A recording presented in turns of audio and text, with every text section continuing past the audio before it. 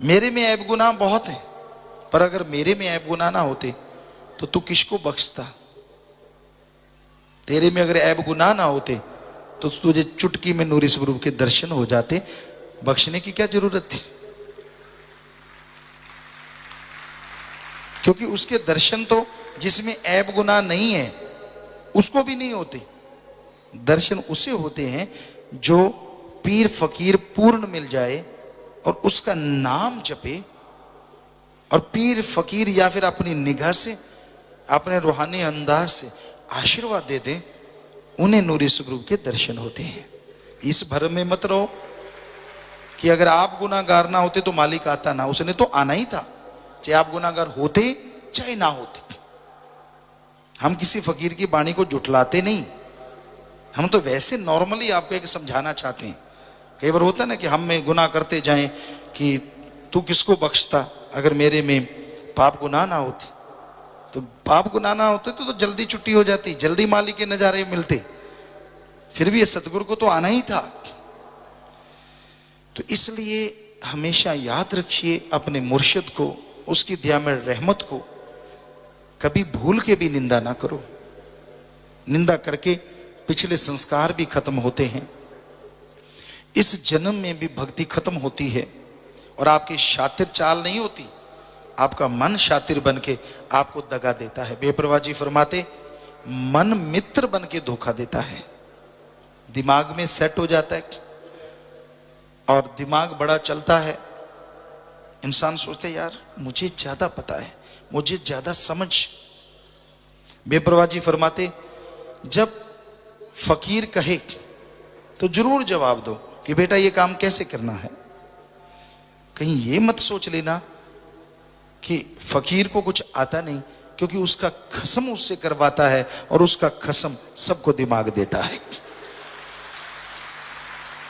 तो इंसान को हमेशा रूहानियत से दूर नहीं होना चाहिए। जिस रूहानियत की वजह से दातें मिलती हैं, खुशियां मिलती हैं, लज्जतें मिलती हैं, अगर आपको वो बोझ लगता है तो सुधारिए अपने आप को, क्योंकि आप में बेहद कमियां आ गई हैं। आप मन माया के लिए पगला गए हैं।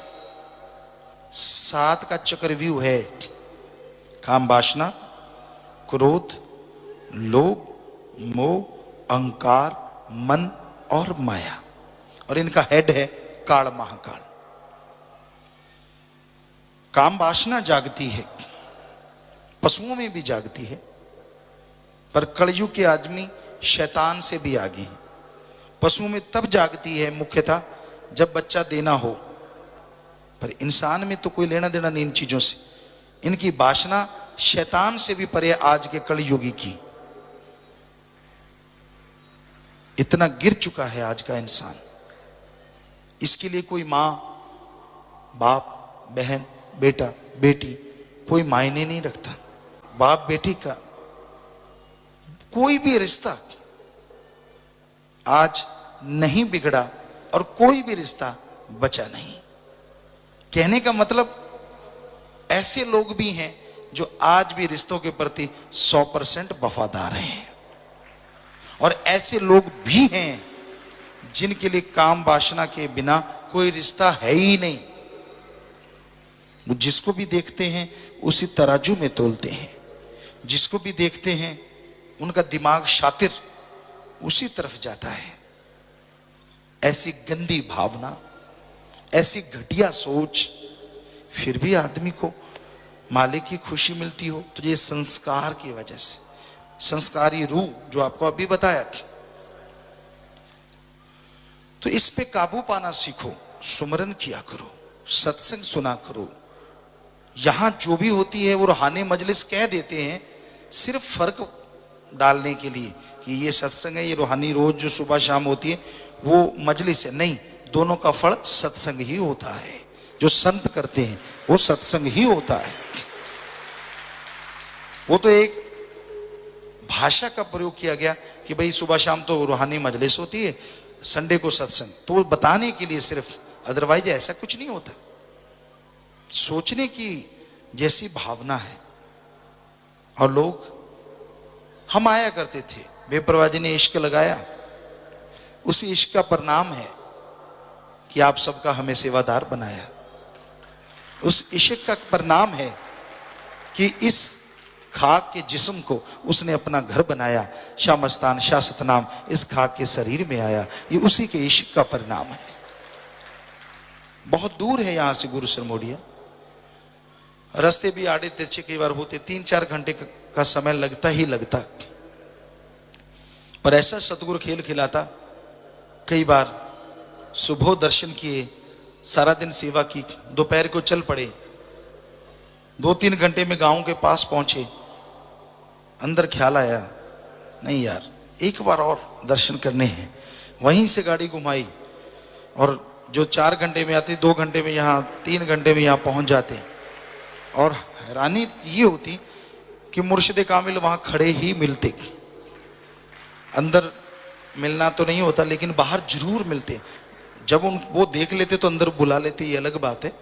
लेकिन हम कोई अपनी बड़ाई नहीं गा रहे, हम तो आप कह चुके हम तो खाक हैं, चौकीदार हैं, हम कोई बड़े नहीं हैं। बड़ा तो मेरा यार है, मेरा सतगुर है, मेरा खसम है जिसने नवाजा है। तो इतनी दूर से भी ये इश्क बना रहता, कब दर्शन करें।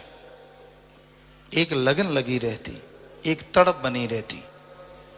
कहीं आप सोचो हमारे बच्चे हैं, हम क्या करें। सतगुरु ने हमें भी 3 बख्शे थे, ऐसा कुछ नहीं था उस टाइम 3 थे। उनका भी पालन पोषण बढ़िया होता था, लेकिन ये जो इश्क था ये एक अलग हटके था। वो कर्तव्य था, उसका निर्वाह किया, सतगुरु ने करवाया। क्योंकि पहले जब मुर्शिद कामिल से मिले उस समय हम 6-7 साल के रहे होंगे, शायद 7 साल के होंगे, अभी पूरा ख्याल में नहीं, 8 के होंगे, 9 के होंगे। तो तब जब मिले तो सतगुरु ने यही कहा, जब किसी ने कहा जी ये छोटा सा बच्चा ट्रैक्टर चलाता है और हर बार नाम वालों की ट्रालियां भर भर के लाता है, यहाँ भी सत्संग होती है, शायद वो पक्का सहारना या पक्का भादुआ में सत्संग था, किसी के घर बेपरवाह जी का रुके हुए थे, तो हम यहाँ हमें मिलाया तो यही कहा कि नंबरदार का ऐसे बेटा है, ऐसे छोटा सा है, साइड में देख के ट्रैक्टर चलाता, ऊपर से तो दिखता नहीं, पर ये नाम वालों की ट्रालियां भर के लेके आता है। तो बेपरवाह जी खूब हंसे, कहने लगे अपना यही काम है, करते रहो। सिर्फ 2 ही शब्द बोले, आसपास बहुत बैठे थे, किसी को कुछ मालूम नहीं क्या बोला। तो अब हमने तो सुना नहीं किसी और को इस तरह का ये 1-2 शब्दों में वचन। तो हम ये बताते हैं सच्चा इश्क होता क्या है। इश्क लग जाता, सारी रात बैठे रहते, सारी रात उसकी याद में बातें करते रहते, चर्चा होती रहती, बड़ा ही मजा आता।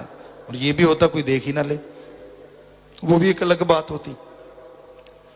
तो ये सब उसका इश्क है।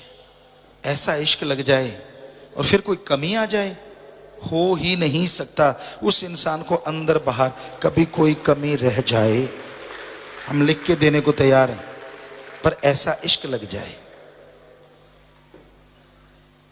कहना आसान है,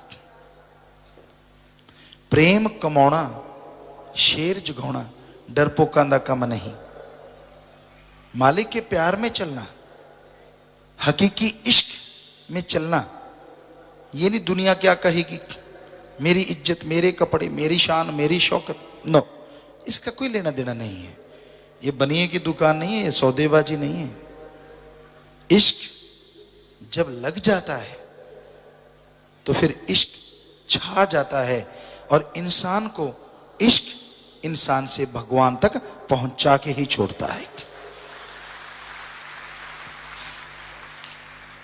तो उसमें जो मजा आता है, उसमें जो लज्जत आती है, वो कहने सुनने से परे होती है। मालिक के इश्क में कोई चलता है, मालिक के इश्क में जब कोई कदम बढ़ाता है, आदमी का मन जालिम उसको हटाए तो हटाए, दुनिया की क्या ताकत कि इश्क चलने वाले को हटा दे।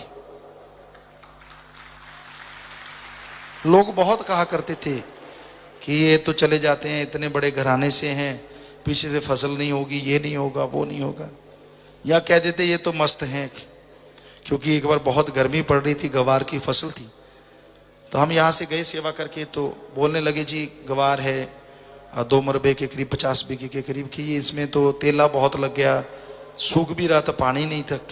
हमने कहा अभी उठाओ उठाओ, फटाफट ड्रम उठाए, ट्रैक्टर के पीछे बांधे, फटाफट स्प्रे कर दी। सारे हंसने लगे आसपास वाले, यार आगे तो सूख रहा है, पानी है नहीं, ऊपर से स्प्रे कर दी। ये फसल बस क्या बताएं, कोई कमड़ा कहता, कोई कैसा कहता, कोई कुछ कहता, जैसे जिसकी जुबान। तो सुबह हमने स्प्रे कर दी, सारा दिन में तेला खत्म हो गया, अगले दिन बरसात हो गई बेहद ज्यादा, और लोगों के 1 बीघे में 2 मण हुआ, यहाँ 6 मण हुआ। और फिर सेवा पे आगे स्प्रे करते ही हम अगले दिन सेवा पे फिर आ गए यहाँ, और वहां बरसात हुई। कहने लगे नहीं ये कमला नहीं है, ये तो सारा कुछ ही जानता है, इसको पहले पता होता है कि ये होने वाला है। तो लोगों का क्या कहना है, किसे गलों छड़दा ना संसार च, दुनिया का तो काम ही ऐसा है, ये किसी को रूहानियत पे चलता देख के तो खुश होते ही नहीं। मन ऐसा शैतान होता है, सतगुरु की बातें भी सुनने नहीं देता, कभी कोई बात, कभी कुछ कभी कुछ, कभी कुछ कभी कुछ। तो आप भागों वाले हैं जो ध्यान से सुन रहे हैं, जो लगन से सुन रहे हैं, क्योंकि सुनना भी एक मुरीद का काम होता है। जो मन के मारे होते हैं वो सुन भी नहीं पाते, क्योंकि उनको पसंद नहीं आती पीर फकीर की बातें। संतों के वचन भी एंटीबायोटिक होते हैं। आपके अगर जख्म है मन का, आप मन के सताए हुए हैं, आप गलतियां करते हैं, तो तिल मिलाओगे यूं, रंग भी चेंज होता रहेगा, कलर चेंज होने लग जाता है बंदे का, चेहरे सलवटें पड़ जाती, क्योंकि उसको लगता है यार मुझे कह रहे हैं, अरे लाखों में तुझे कह रहे हैं, इसका मतलब तेरे में सारी कमियां हैं। तो अपने आप को सुधारो, अपनी उन कमियों को दूर करो। क्यों है आपके अंदर ये कमियां, क्यों भूल जाते हैं देने वाले को? मत भूलिए, नहीं भूलोगे पता नहीं और कितना कुछ ले लोगे। भूल जाओगे तो ये कर्म भूमि है, अपने कर्मों से खेलोगे। इसलिए साईं जी के वचन हमेशा याद रखो कि तेन चोर नाल की, तेन यार नाल की, तू अपनी नवेड़ तेन होर नाल की। अपने मुर्शिद से, अपने सतगुर से मोहब्बत बढ़ाते जाओ, इश्क बढ़ाते जाओ, कर्तव्य निर्वाह करते जाओ। हम रोकते नहीं, लेकिन कर्तव्य निर्वाह में और सतगुर के प्यार में तालमेल बिठा के चलो, समझौता ना करो। समझौता करना पड़े तो कर्तव्य छोड़ दीजिए, हकीकी इश्क को मत छोड़िए। पर आप तो हकीकी इश्क को तिलांजलि दे देते हैं और कर्तव्य के लिए पगला हो जाते हैं, भूल जाते हैं दाता दातें देता है, दातें दाता नहीं देती। ये याद रखिए, जिसका राजा हो गया वो कुछ भी दे सकता है, और एक घोड़ा लेके राजे से घोड़े में खोए रहोगे सारा दिन, तो राजा का तो ऐसे अरबों घोड़े दे सकता है, कौन सी बड़ी बात है? क्या घोड़ा राजा दे देगा? तरवर फल नहीं खाते सरवर पीव न नीर, परमारथ के कारणे संतन भयो शरीर। पेड़ पौधे कभी फल नहीं खाते, तरुबर। गुजर गई को ना पछताओ, रहती लगा लो लेके। जो कर चुके सो कर चुके, अखा उखा फड़का चुके, तो अब जो टाइम रह रहा है उसमें तो गुरु गुरु करो और खुशियां लो। गुजर गई को ना पछताओ, रहती लगा लो लेके। नाम की महिमा सुना सुना के तारा सारा जमाना। कथा है ऐ मेरे बलोचिस्तानी, चोड़ा धार के फिर बनाया तू ही शासत नामी। मीत खाक गुण गाए तेरे। जब अपने मुर्शिदे कामिल पीर फकीर के वचन सुनता है, मानता है, तो उसे तमाम खुशियां मिलती ही मिलती हैं। जिनको दृढ़ यकीन आ जाता है उनके अंदर बाहर की सफाई हो जाती है। दृढ़ यकीन बना रहे, इसके लिए जरूरी है सत्संग, सेवा, सुमरन करते रहो।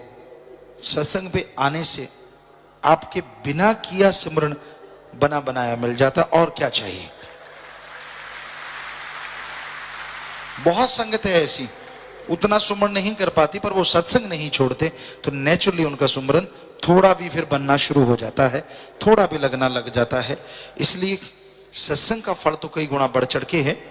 और यहां तक साईं जी ने जो ये सच्चा सौदा बनाया है, पूरी दुनिया तो क्या, खंड ब्रह्मांड का तो क्या, सारी त्रिलोकियों में ऐसी कोई सच्चा सौदा है ही नहीं है, जैसा साईं मस्ताना जी ने बनाया है, जैसा मेरे मुर्शिद दाता ने बनाया है, हो ही नहीं सकता, सवाल ही पैदा नहीं है। ਧੰਨ ਧੰਨ ਸਤਿਗੁਰੂ ਤੇਰਾ ਹੀ ਆਸਰਾ। ਗੁਰੂ ਜੀ ਦੀ ਪਿਆਰੀ ਸੰਗਤ ਨੂੰ ਨਿਵੇਦਨ ਕੀਤਾ ਜਾਂਦਾ ਹੈ ਕਿ ਹਰ ਰੋਜ਼ ਸਤਸੰਗ ਸੁਣਨ ਦੇ ਲਈ ਸਾਡੇ ਚੈਨਲ ਡੇਰਾ ਸੱਚਾ ਸੌਦਾ ਨੂੰ ਸਬਸਕ੍ਰਾਈਬ ਕਰ ਲੈਣਾ ਜੀ।